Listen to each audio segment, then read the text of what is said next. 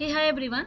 In the last video, we created one Agentforce playground. So that this is the playground Coral Cloud Resort. So today we will check or we will begin with the enabling of Agentforce agents in our org. So for that, we need to just click on setup. Just go to the setup and come to here quick find box. Just type agent. You will directly, once you click on this Agentforce agent, you will navigate here on the Agentforce agent. So now if you are enable this Agentforce agent, just click on this toggle button to enable. So once you enable this button, you will see the new agent button will pop up here to create a new agent. So if you want to create a new agent, just click on this new button. You will navigate on this screen to create your own agent. So let's go back to here. So now after enabling this, you just need to enable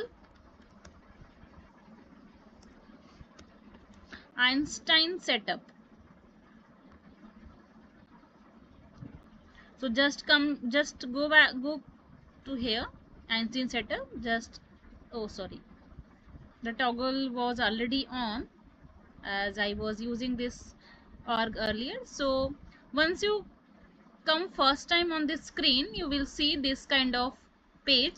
Here you need to on this turn on Einstein toggle. So just click on this toggle button to enable the Einstein in your org.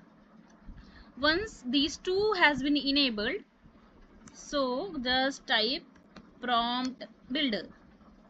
So once you click on this button, here you can see this is the prompt builder page. Here if you want to create any new prompt template, just click on this new prompt template button to create a new prompt template. Or if you want to check the existing templates which has been created for some has been created for sales email, for knowledge answer, some for flex, and some for field generation, you can check and go with that. So if I want to create any new prompt template, I need to click on this new prompt template to create a new prompt template. So yeah, that's all about enabling the Agentforce and enabling the Einstein setup, and how you can go to the prompt builder to create a new prompt template.